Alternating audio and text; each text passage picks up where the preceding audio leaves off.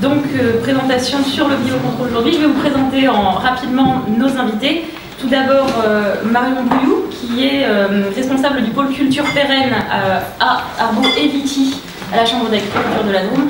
Pierre Abad, vous êtes phytopathologiste et directeur de recherche à INRAE, et Denis Longévial, donc secrétaire général d'IBMA France, IBMA étant International Biocontrol Manufacturers Association. Voilà. Et ce sont nos trois invités. Merci à tous les trois d'être présents ce soir. Alors, est-ce que, Denis, vous pouvez réexpliquer un peu ce que c'est que le biocontrôle aujourd'hui, rapidement? Avec le biocontrôle, on est dans le cadre de la protection des plantes contre les stress biotiques, c'est-à-dire contre les insectes, contre les ravageurs divers, contre les maladies et contre les adventices. Et le biocontrôle, en fait, fait partie de ce cortège de solutions, de méthodes alternatives qui sont proposées aujourd'hui et qui se développent pour réduire l'utilisation des produits phytosanitaires conventionnels et pour trouver des solutions que nous n'avons plus ou que nous n'avons jamais eues pour protéger les plantes. Donc ce sont des méthodes et des solutions qui sont développées et qui sont en pleine croissance. Depuis une dizaine d'années, on assiste à des croissances à 2 chiffres sur ce secteur d'activité.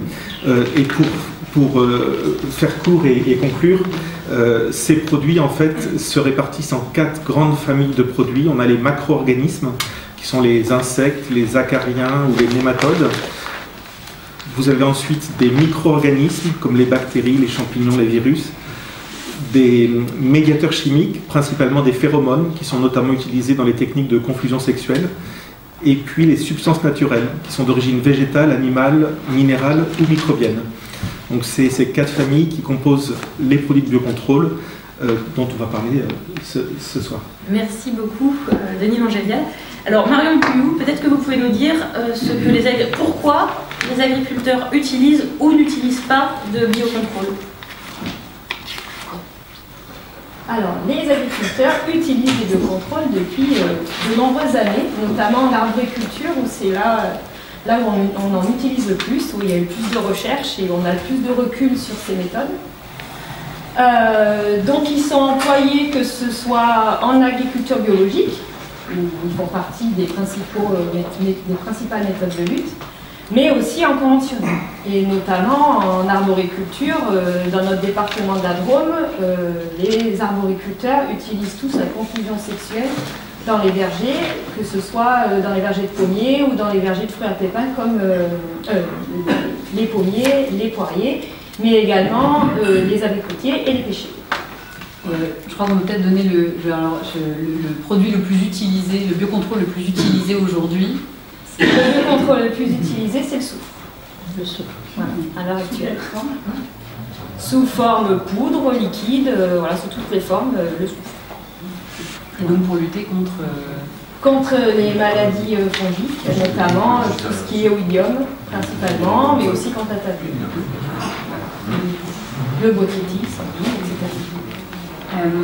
Et alors, qu'est-ce qui fait qu'ils peuvent ne pas l'utiliser? Là, on a parlé de pourquoi ils l'utilisent, mais... Alors, dans les biocontrôles, donc, comme l'a dit mon collègue, il y a différents types de biocontrôles. Dès qu'ils ont fait leurs preuves depuis de nombreuses années, donc tout ce qui est médiateur chimique, donc tout ce qui est phéromones, donc ça qui sont utilisés dans les programmes de traitement. Le soufre est également énormément employé, mais on a également d'autres produits où là, par contre, l'efficience est plus compliquée à prouver, où voilà, on a un manque d'efficacité. Donc ça, c'est un des points numéro 1. Le point numéro 2, c'est le coût des techniques. Donc le rapport coût-efficacité fait que parfois ça freine l'utilisation par les producteurs.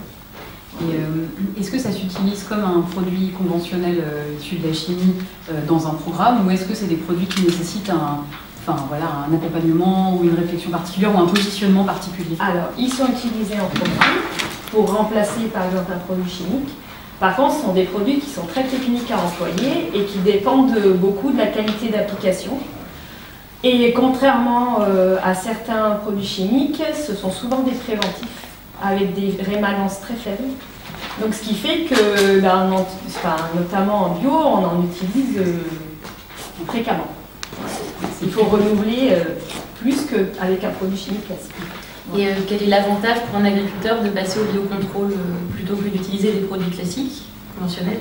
Alors l'avantage, c'est donc pour les techniques qui fonctionnent, l'efficacité. On voit par exemple avec la tordeuse orientale du pêcher, il y a des années, on a eu des échecs de lutte avec les produits chimiques. Depuis qu'on a introduit les phéromones, on a réussi à maintenir les populations à un état faible et donc à avoir moins de dégâts dans les vergers.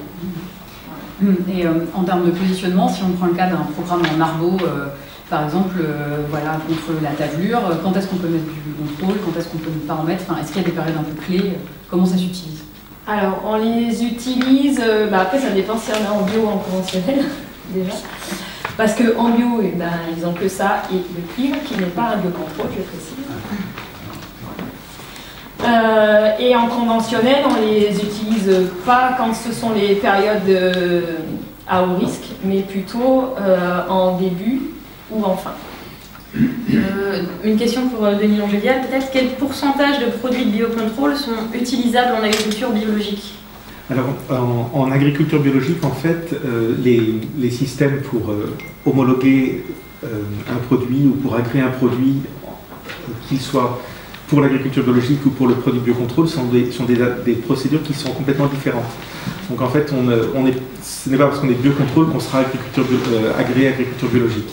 Et aujourd'hui, en fait, on a tous les macro-organismes qui sont utilisables en agriculture biologique, tous les produits de biocontrôle comprenant des micro-organismes, à l'exception de ceux qui sont utilisés pour les jardins, bien entendu, puisqu'on sort du spectre de l'agriculture, donc il n'y a pas d'intérêt à ce qu'ils soient agréés bio.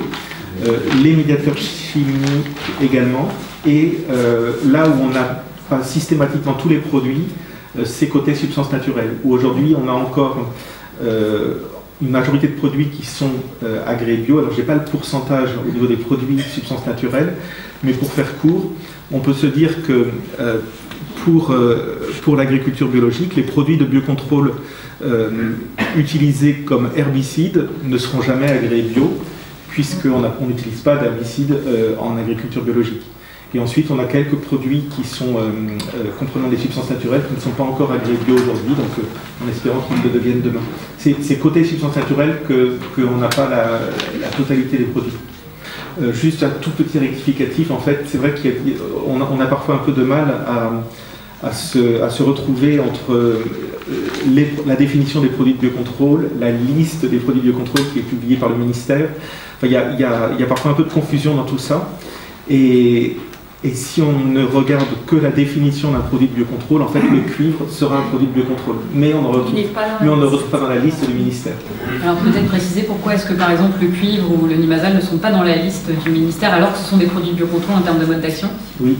Alors en fait, pour figurer sur la liste des produits phytopharmaceutiques de biocontrôle, donc qui est publiée tous les mois par le ministère, qui est mise à jour tous les mois, il faut d'une part répondre à la définition, satisfaire la définition des produits de biocontrôle, qui est inscrite au code rural, et puis d'autre part répondre à certaines conditions. Par exemple, pour le cuivre, il n'est pas dans la liste parce que c'est un produit qui est candidat à substitution, et les produits de cette sorte ne pourront jamais être dans la liste des produits de biocontrôle.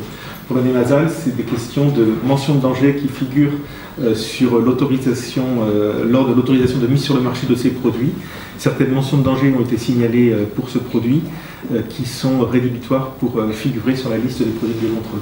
Et alors, candidat à substitution, ça veut dire? Ça veut dire que ce sont des produits, pour faire court, mais dès que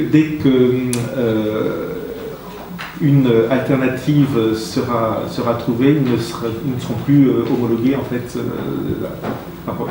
ça en fait. C'est ça. Très bien. Alors on a bien noté que c'était des produits qui s'utilisaient surtout en préventif, donc plutôt en amont de la culture, et que ce sont des produits qui sont chers. Alors Marion Bouillou, comment est-ce que les agriculteurs arrivent à valoriser ce produit une fois leur culture récoltée? Alors, ils ne valorisent pas en tant que tel l'utilisation des biocontrôles.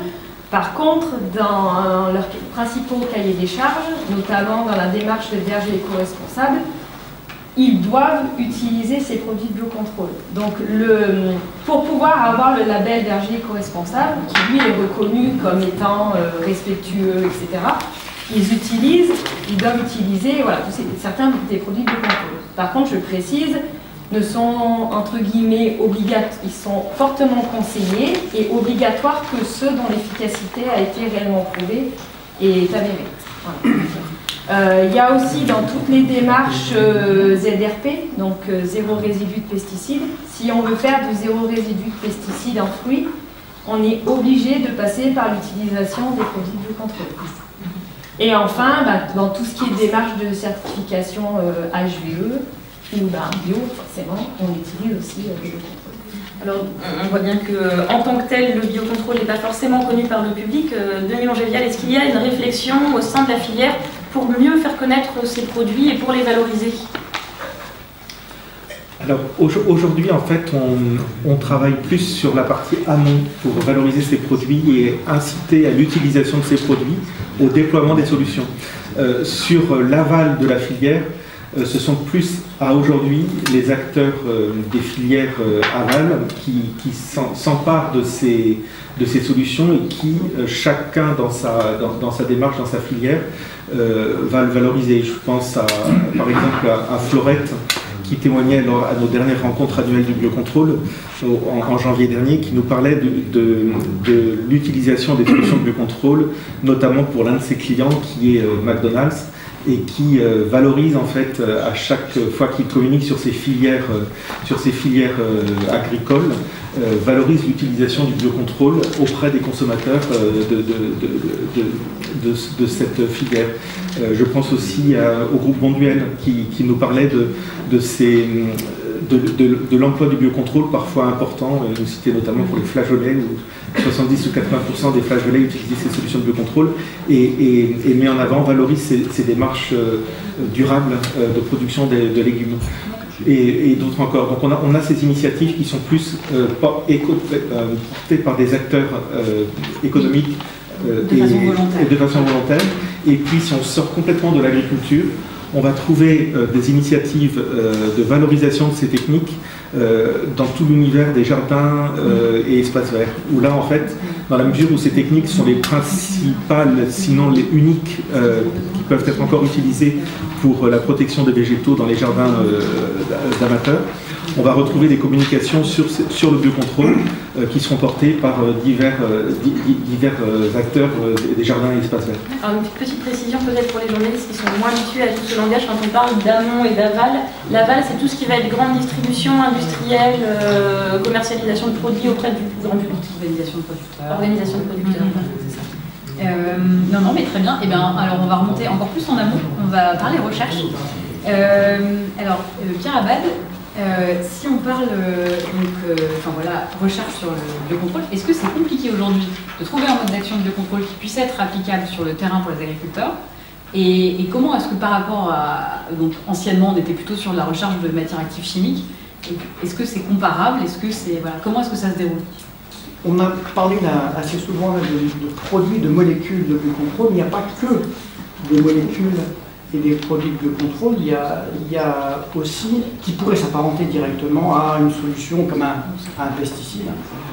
Mais je crois que ce qui est important, ce qu'on se rend compte de plus en plus, c'est que le fait aussi tout ce qui tourne autour des techniques culturelles, de l'aménagement des agrosystèmes, l'aménagement du paysage, joue un rôle aussi très très important. Et on arrive à avoir, et c'est difficilement quantifiable dans le cas du biocontrôle, mais tous les services écosystémiques qu'on peut, les retours sur les services écosystémiques sont vraiment très très importants.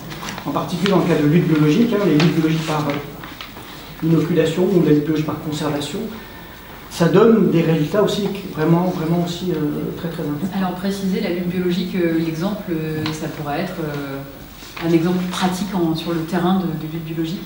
Par conservation, par inoculation, c'est par exemple le trichographe. Dans certains cas, dans grande culture, on va utiliser des micro-guêpes, par exemple, pour lutter par exemple contre la pyrale du maïs, par exemple. Et donc ça, c'est des lâchers qu'on appelle inondatifs, c'est-à-dire qu'à chaque fois, donc, il faut les déployer. Et donc il y a une production, il y a toute une filière de production derrière. À l'inverse, par exemple, on peut avoir des lâchers inondatifs, à l'inverse des lâchers inondatifs, on peut avoir des lâchers inoculatifs, c'est-à-dire que c'est par exemple, par exemple, faire des études sur les prédateurs ou bien alors les parasites de certains organismes qui sont invasifs, et en inoculant par exemple sur... alors ça c'est toujours pareil, il y a beaucoup de recherches, parce qu'il faut donc modéliser ces lâchers, hein, et voir la meilleure façon de le faire, mais on peut ensuite avoir les meilleures façons de pouvoir aussi donc les déployer de manière à pouvoir ensuite après, par eux-mêmes, ces organismes vont coloniser comme ça les endroits. Par exemple, quand le sinistre du châtaignier, on y est arrivé assez facilement. Oui, c'est-à-dire que soit effectivement on inonde un peu comme un produit classique, exactement, qui fonctionne, soit on rééquilibre l'écosystème de façon à ce que la régulation se fasse naturellement. Tout à fait. Et on voit même aussi dans la biologie par conservation, c'est l'agencement du paysage avec par exemple des haies, tout ça, qui vont nous donner. La façon de mettre mot en biocontrôle, c'est biodiversité. C'est-à-dire qu'il faut absolument qu'on arrive à maintenir une biodiversité au niveau d'un paysage. C'est ça qui est vraiment important. Et malgré tout, en France, indépendamment de ça, même dans les systèmes de grande culture, on a, du fait de la taille qui n'est pas si grande que ça quand même, on arrive à avoir ce système d'écologie du paysage qui nous permet de... Vous parliez justement de ces macro-organismes, donc de ces insectes qu'on peut lâcher, comme les trichogrammes qu'on lâche pour la pyrale du maïs. Alors comment ça se passe? Comment on élève en laboratoire un macro-organisme et comment on évite sa propagation avant que les autorités nous donnent le feu vert? Et aussi, comment on juge qu'un organisme peut être relâché dans la nature sans être invasif?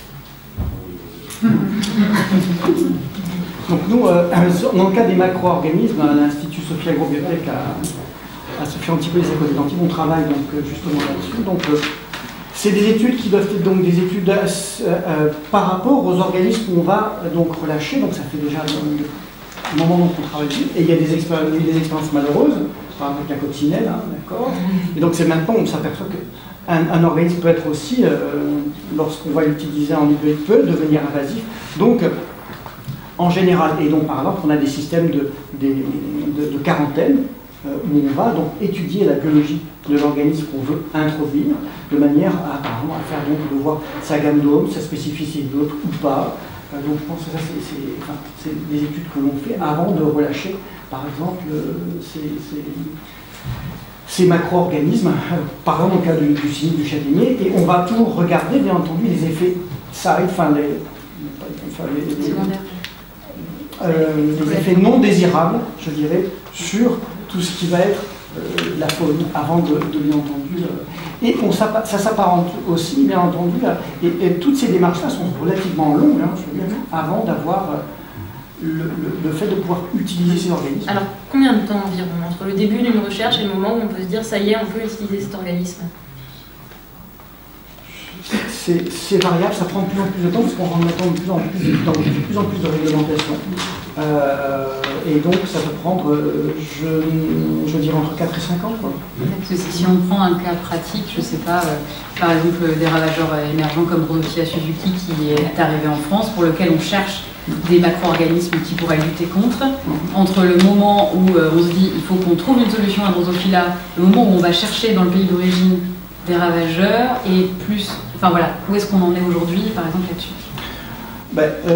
Là-dessus, il y a des études qui sont réalisées, où il y a des prospections dans les pays, dans les pays d'origine, de manière à pouvoir donc rapatrier ces organismes.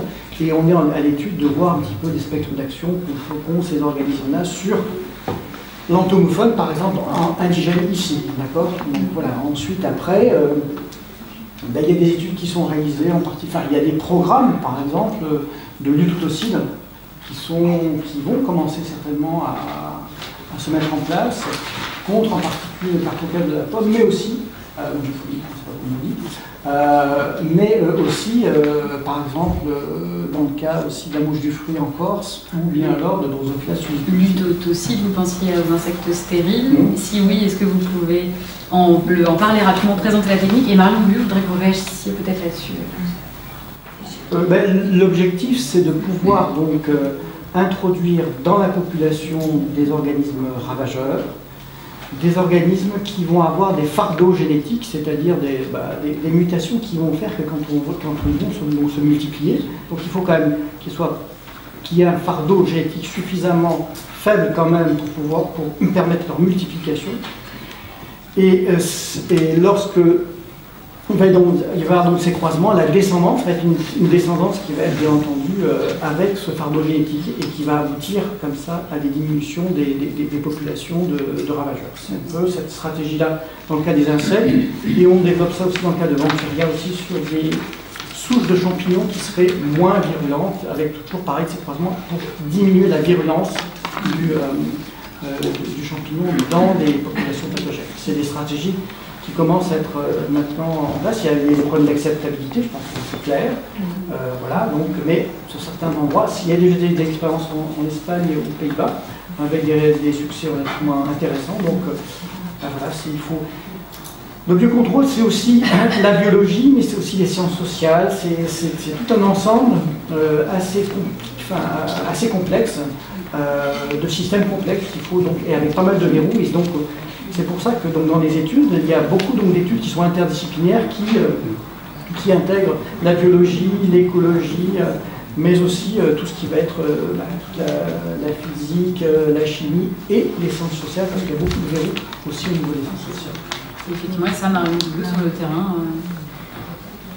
Alors, au niveau de tout ce qui est lâcher de mal stérile et tout ça, il y a de l'avenir. Mais après, là où c'est plus dur de trouver des biocontrôles, c'est plutôt pour tout ce qui est champignons. Donc, j'entends là tout ce qui est boliliose, notamment. Où là, il y a vraiment des impasses et où là, on attend beaucoup de la recherche pour essayer de trouver des solutions, puisque notamment les fruits à noyaux en agriculture biologique, c'est compliqué. Donc tout dépend du climat. Voilà. L'abricot en bio, s'il pleut au moment de la floraison, il n'y aura pas d'abricot. Ouais. Voilà. Bon, on espère que vous avez donc là, après pour tout ce qui est insectes, il y a déjà plus de recherches, il y a plus de solutions. Donc là vraiment où il faut essayer d'aller de l'avant, c'est pour tout ce qui est champignons. Une autre question peut-être à Pierre Abad, est-ce qu'on a aussi, comme avec la chimie, des phénomènes de résistance qui peuvent apparaître?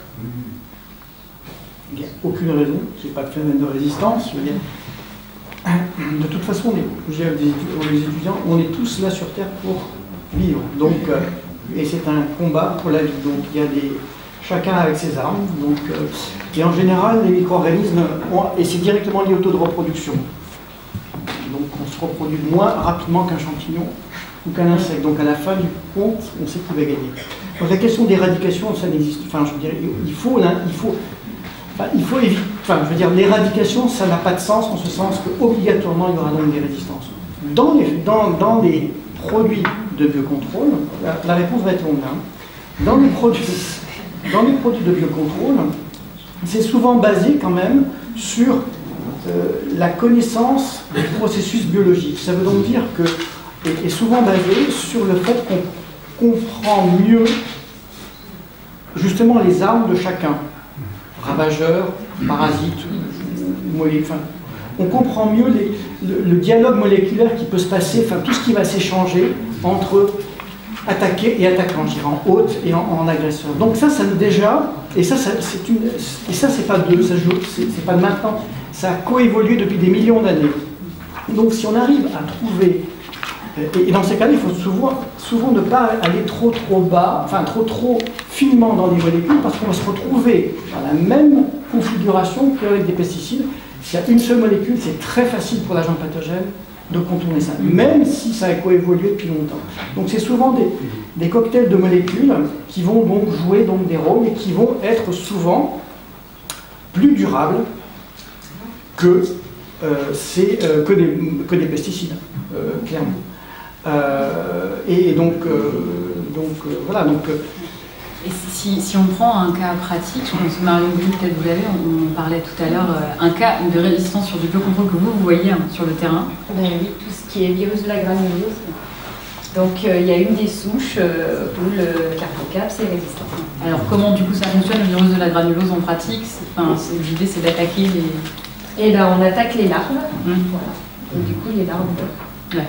C'est ça, le virus en gros vient contaminer la larve et la larve décède. Et donc aujourd'hui, il y a eu des mécanismes de contournement qui font que voilà, sur certaines souches, on a une baisse d'efficacité importante ou voire une résistance totale? Une résistance totale dans certains secteurs. Parce que maintenant, il y a plusieurs souches. Ouais. Voilà, et donc, mais la souche historique est résistante dans certains secteurs. Et cette solution existait depuis combien de temps? Pour se donner une idée de en combien de temps la résistance s'est opérée? 40 ans, oui, une quarantaine d'années. Donc une quarantaine d'années. Et après, le souci, c'était qu'au début du bio, c'était le seul produit qui était utilisable et donc qui était utilisé donc, en cadence. Et forcément, la résistance, elle arrive beaucoup plus vite. Gervais, vous voulez rajouter un mot? Un complément, c'est que maintenant, dans le cas des stratégies de contrôle, ce qu'on voit quand même, c'est essayer la combinatoire des méthodes. C'est-à-dire que dans beaucoup de projets, enfin maintenant des projets de recherche vont combiner le biocontrôle avec la résistance, par exemple, génétique, avec tout ce qui va être aussi la santé des sols, parce que, et on revient toujours à la même chose, essayer d'avoir des écosystèmes, des agroécosystèmes qui soient donc en équilibre de manière à éviter les approfondisements qui vont, comme on arrive là, on va dire, avec une seule molécule. Le virus, on peut considérer que c'était une seule molécule, et dans ces cas-là, on va avoir une résistance aussi. Donc, ce qui est, alors, et des résistances, on en a trouvé pas mal vis-à-vis des insectes qui arrivent à contourner, qui arrivent à contourner. C'est quand même plus compliqué que des simples molécules, que des produits chimiques. Les produits chimiques sont souvent très facilement contournables. Comme les résistances végétales, à partir du moment où c'est une résistance unique. La rouille, par exemple, on met 10 ans pour faire une variété résistante, au bout d'un an, c'est contourné. Mais maintenant, mais si ce gène, on le met dans un environnement avec des gènes de résistance plus durs, plus robustes, c'est-à-dire peut-être moins forts, mais plus efficaces sur du long terme, eh bien, donc on va avoir effectivement ces résistances-là qui vont être moins importantes. Eh bien, très bien. Alors, on va avancer, on pourrait en parler déjà, ne serait-ce que ça. On va avancer un peu pour parler réglementation. Parce que donc, du coup, dans les leviers pour le biocontrôle, il y a comment la réglementation peut favoriser l'utilisation de ces produits par les producteurs. Il y a un dispositif aujourd'hui qui s'appelle les certificats d'économie de produits phytosanitaires. Donc les vendeurs de produits phytosanitaires conventionnels doivent en obtenir, ils doivent prouver qu'ils font des économies. Et donc pour ça, notamment, par exemple, vendre des produits de biocontrôle. Denis Langel, aujourd'hui, le bilan du dispositif, est-ce que ça a un intérêt? Est-ce que ça ne fonctionne pas? Alors, c'est... bonne question. En fait, ce que je peux dire, c'est qu'aujourd'hui, le biocontrôle est un des principaux contributeurs au CEPP, aux actions CEPP. Le ministère publie tous les ans un bilan sur justement la mise en place de ce dispositif. Le dernier bilan vient de paraître, il est en ligne sur le site, c'est pour l'année 2020. Il indique que 61% des actions CEPP, donc que les distributeurs peuvent utiliser pour obtenir le nombre de CEPP requis, 61% des actions CEPP sont issues de méthodes alternatives, sont des actions relatives à des méthodes alternatives et principalement de biocontrôle. Donc on voit déjà au niveau du nombre d'actions disponibles que majoritairement, en fait, aujourd'hui, on a des produits de biocontrôle qui sont proposés. Je reviendrai après sur la proportion. Et quand on regarde le nombre d'actions CEPP qui ont été enregistrées par les distributeurs en 2020, donc c'est un peu moins de 4 millions de CEPP, je crois que c'est 3,8 millions de CEPP. Dans la top list, dans les 3 premières actions les plus contributrices en CEPP pour les produits pour les distributeurs, on retrouve dans les 3 premiers 2 produits de biocontrôle, 2 actions portées par des produits de biocontrôle. Le premier, on y revient, c'est le soufre, avec 28% des CEPP qui ont été comptabilisés par les distributeurs sont issus de cette action autour du soufre. Et le deuxième, c'est une variété, donc on est sur la partie génétique.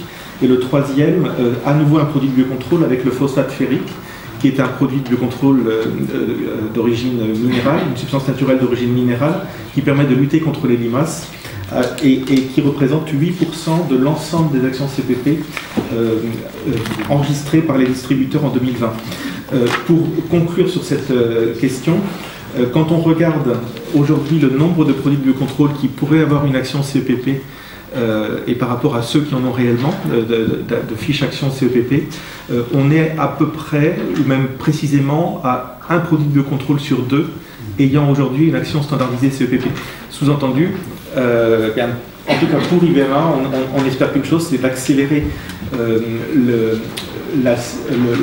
le nombre d'actions CEPP, et en tout cas une plus large couverture des produits de biocontrôle en actions CEPP au service des distributeurs et finalement au service aussi du biocontrôle, puisque au-delà de l'intérêt ou de la motivation de créer ces CEPP que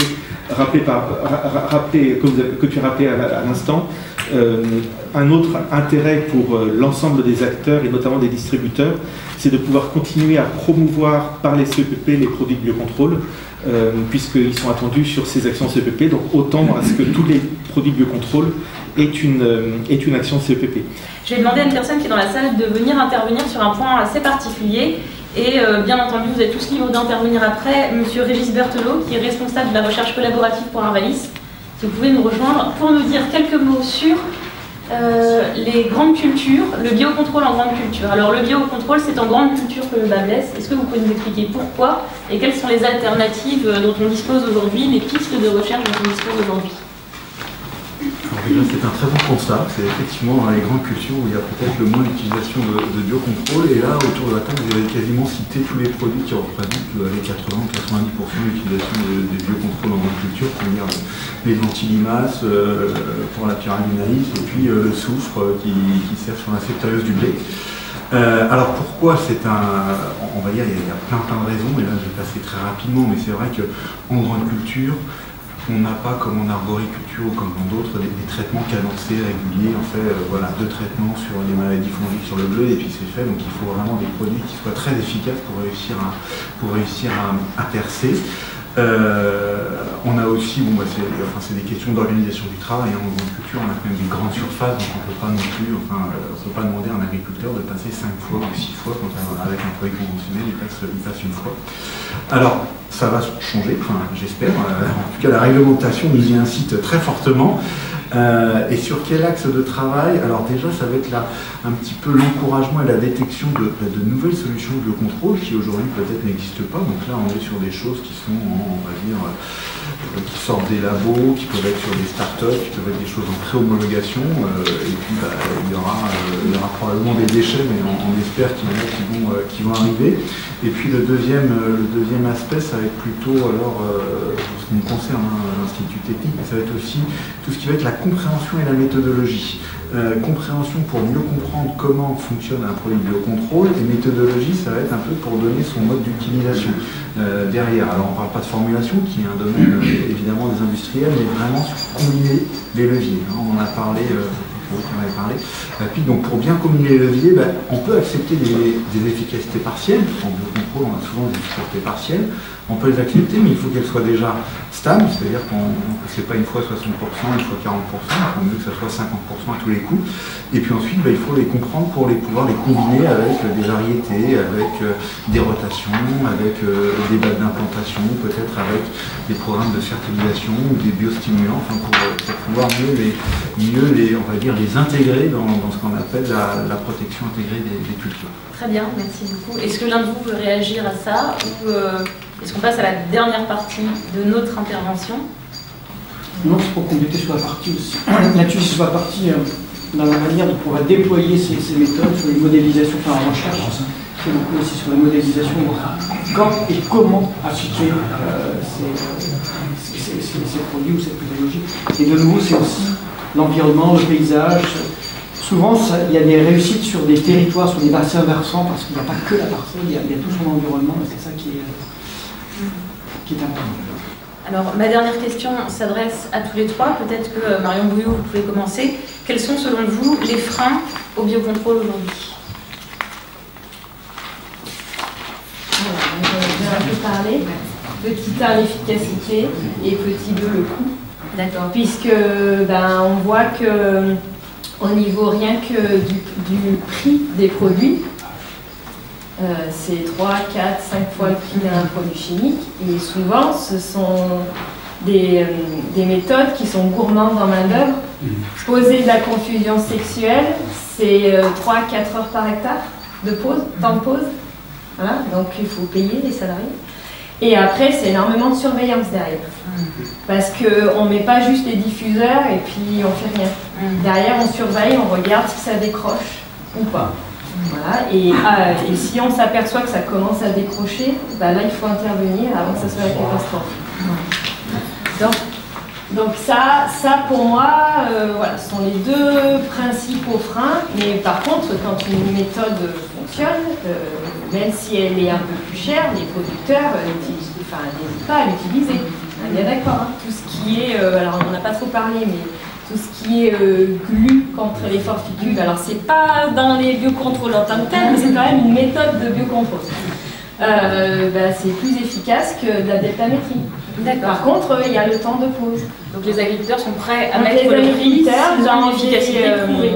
Dans des secteurs ou sur des parcelles, alors ils ne font pas sur toutes leurs parcelles, mais dans les parcelles où il y a des dégâts, ils sont prêts à passer le temps qu'il faut pour poser la glu, parce qu'ils savent très bien que même en faisant 3-4 deltamétries, ça ne marchera pas. Ils auront quand même des dégâts. Voilà. Donc tous les produits qui ont une efficacité éprouvée, donc j'ai parlé de la confusion, mais on peut aussi parler de tout ce qui est argile. L'argile, ça fonctionne. L'argile contre le psy, ça fonctionne mieux qu'un traitement chimique. Et puis après, il y a tout ce qui est aussi nématodes entomopathogènes, donc ça contre les lépidoptères. Là où c'est plus délicat, c'est au niveau du positionnement et de l'utilisation des produits, parce qu'on parle de produits vivants. Et donc c'est vrai que là souvent, quand on a des échecs, c'est que le produit a été mal employé. D'accord. Et je crois que la nématode, ça fait une transition parfaite pour Pierre sur le frein principal pour vous, effectivement, à votre stade, sur la compréhension, c'est quoi l'échelle de temps? Sur la compréhension, pour le biocontrôle en tout cas, pour pouvoir développer des produits de biocontrôle, pour vous au niveau de la recherche, principal problème, les financements, c'est l'occasion de le dire. Les financements, oui.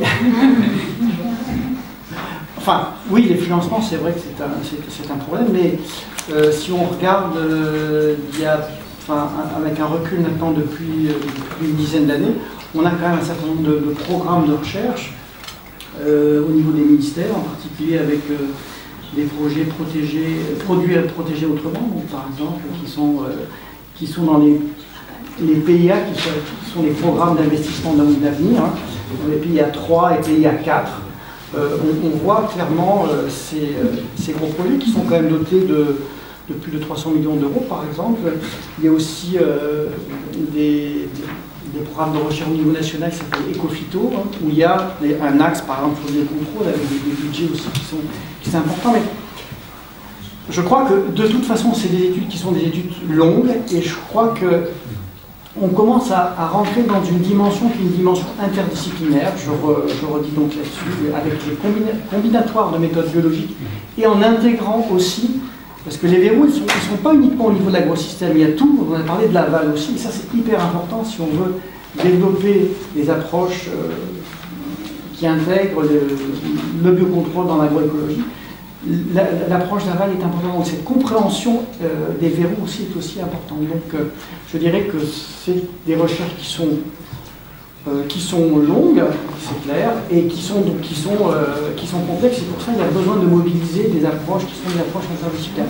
Mais ça se fait donc de plus en plus, ça c'est clair. Et Monsieur Langelial, peut-être pour le mot de la fin, selon vous les freins qu'il y a au biocontrôle? Oui, alors on a souvent l'habitude de prendre le négatif, c'est-à-dire au lieu de parler des freins, on va parler des leviers qui sont finalement la réponse aux freins. Et on en a 4 à IBEMA, alors comme on est limité par le temps, j'insisterai plus sur le 4e. Le premier qui est sur la recherche et l'innovation, on aura l'occasion d'en reparler pour accélérer l'innovation dans le biocontrôle. Aujourd'hui, c'est 40% des usages en agriculture qui sont couverts par au moins un produit de biocontrôle. Si on prend 3 produits, c'est 15% des usages, donc il y a encore un peu de chemin pour innover et développer. Le deuxième levier, en fait, est sur tout ce qui concerne l'information et la communication, faire connaître ces solutions. On a encore une méconnaissance. Vous avez des personnes qui sont expertes notamment celles qui sont autour de la table qui connaissent parfaitement le sujet, certainement dans la salle aussi, mais il y a encore besoin de faire connaître ces solutions. À IBMA par exemple, on avait l'habitude tous les ans, depuis 7 ans, d'organiser une grande rencontre annuelle du biocontrôle. Là, une grande première, vous allez y vivre, je l'espère, demain, c'est la création de ce village du biocontrôle qu'on espère voir pérenniser et se développer à Tech & Bio et dans d'autres salons professionnels. Donc c'est vraiment une grande première et on est très heureux d'être associés et partenaires de Tech & Bio pour la réalisation de ce village. Donc faire connaître les solutions. Le troisième, c'est la formation. On s'aperçoit qu'il y a besoin d'accompagnement et puis de savoir utiliser les produits, à la fois pour le prescripteur, celui qui accompagne l'agriculteur, et pour l'agriculteur lui-même. En formation initiale comme en formation continue, on a besoin de développer ces formations sur ces techniques qui sont bien plus complexes, comme on l'a beaucoup dit, et mes deux voisins ont bien insisté. Avec le biocontrôle, on ne remplace pas un produit A par un produit B. C'est vraiment un changement de méthode, de système. On a besoin de se former à ces techniques. C'est plus résilient quand même. Et pardon ? Mais c'est plus résilient. Et le quatrième, et là, alors je disais que je n'allais pas insister sur les trois premiers, mais le quatrième, c'est sur la réglementation. Et alors sur la réglementation, on pourra en parler beaucoup. On a depuis 10 ans en France, la situation a nettement évolué favorablement en faveur du biocontrôle. Donc politique après politique, des textes se sont ajoutés pour tenir compte des spécificités du biocontrôle. Il y a encore beaucoup à faire, mais il y a déjà eu beaucoup de choses de faites. L'étape d'après, et certainement si on parle en décennie, la décennie 2020, ça a été vraiment la prise en compte par les politiques publiques en France de l'intérêt du biocontrôle et de son soutien. La décennie 2020-2030, en fait, ça doit être au niveau européen. Et on attend beaucoup après une reconnaissance européenne du biocontrôle. C'est, je pense, certainement un des verrous qu'il faut qu'on lève. Et on croit, on espère que dans le premier semestre 2022, il puisse y avoir un déclencheur avec la présidence française du Conseil européen. On espère que ça fera partie des sujets qui seront inscrits pendant ces 6 mois, au moins pendant les premiers mois, puisqu'après ça sera un peu compliqué avec l'approche des présidentielles. Mais on espère que ce sera un des sujets et que ce sera peut-être le top départ sera peut-être à ce moment-là. Ce ne sera pas réalisé là, mais ce sera déclenché là pour une reconnaissance dans les prochaines années du biocontrôle. On pourrait expliquer tout l'intérêt. Ça sera un accélérateur du biocontrôle. On pourra en reparler à table si vous le souhaitez. Merci beaucoup à tous les trois pour votre expertise et votre présence. Et merci à tous. Merci beaucoup. Retrouvez l'actualité de l'AFJA sur www.afja-asso.fr.